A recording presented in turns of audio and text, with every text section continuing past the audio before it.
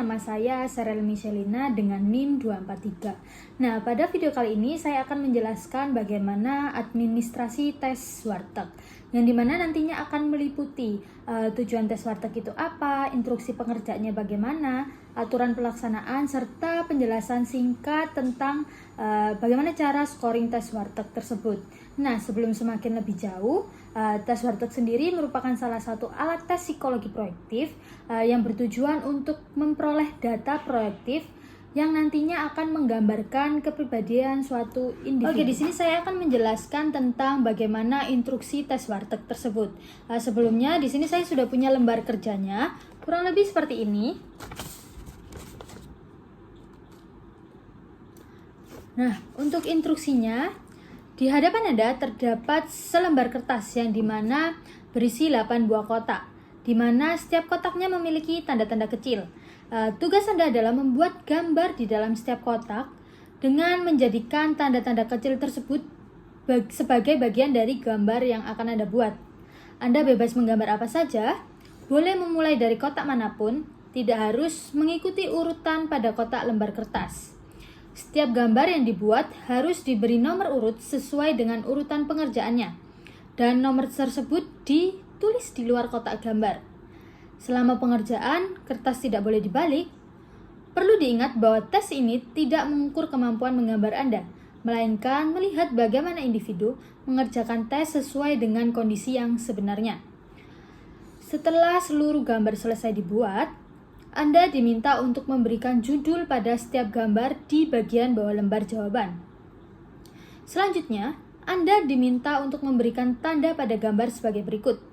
Tanda plus untuk satu gambar yang paling disukai, tanda minus untuk satu gambar yang paling tidak disukai, tanda M kecil untuk satu gambar yang paling mudah dibuat, dan tanda S kecil untuk satu gambar yang paling sulit dibuat. Nah, untuk aturan pengerjaan tesnya sendiri, peserta diharapkan mengerjakan tes secara mandiri dalam kondisi tenang, serta mengikuti seluruh instruksi yang telah diberikan, tanpa adanya tekanan maupun arahan selama proses pengerjaan. Sekarang saya akan menjelaskan bagaimana scoring dalam tes warteg. Sebelumnya, scoring tes warteg itu dilakukan berdasarkan urutan gambar yang telah dibuat oleh testi, dimulai dari gambar pertama hingga gambar terakhir.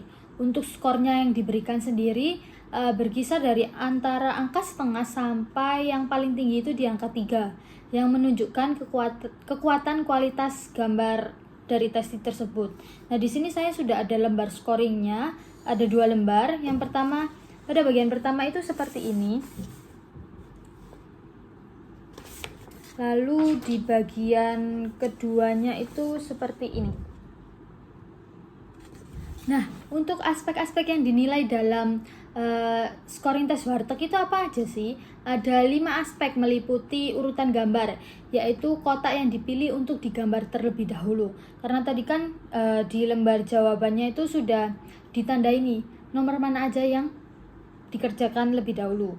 Lalu yang kedua ada tekanan garis, yaitu mencerminkan energi dalam ketegasan suatu individu.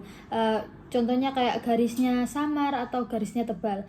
Lalu yang ketiga ada ukuran gambar yang berkaitan dengan ekspresi diri. Ukuran gambar ini kita lihat dari kayak ketika gambarnya itu memenuhi atau setengahnya saja atau bahkan sangat kecil. Lalu yang keempat ada isi gambar, yaitu tema atau objek yang digambarkan oleh testi.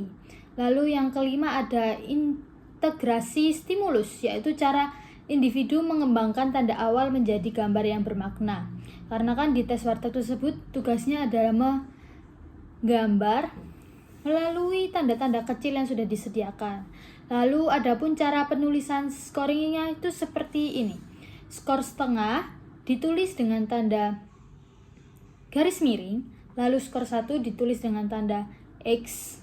Skor 1,5 X dan garis miring, skor 2 ditulis dengan X 2 kali, skor 2,5 X 2 kali dengan garis miring 1, skor 3 dengan tanda X sebanyak 3 kali, dan itu yang paling maksimal. Nah, jadi di sini kita nanti scoringnya berdasarkan handout yang sudah ada di tes warteg sendiri.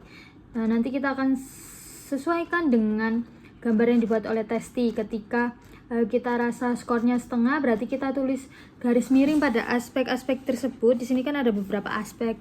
Nah, seperti itu. Lalu ketika sudah terisi semua, kita akan pindahkan ke lembar kedua. Setelah sudah diisi pada lembar kedua ini, nanti kita akan membuat grafik sesuai dengan apa yang sudah dikerjakan oleh Testinya. Oke, sebagai penutup, perlu ditegaskan bahwa dalam pelaksanaan tes warteg harus memperhatikan etika psikologi, terutama terkait kerahasiaan data dan hasil tes dari Testi, serta bahwa tes ini bersifat non-diagnostik dan tidak dapat digunakan untuk menegakkan atau menetapkan diagnosis tertentu. Nah, melalui tugas ini saya memperoleh pemahaman serta belajar mengenai bagaimana sih prosedur administrasi tes warteg tersebut, mulai dari instruksi sampai dengan scoring. Demikian penjelasan yang dapat saya sampaikan. Terima kasih dan saya pamit undur diri.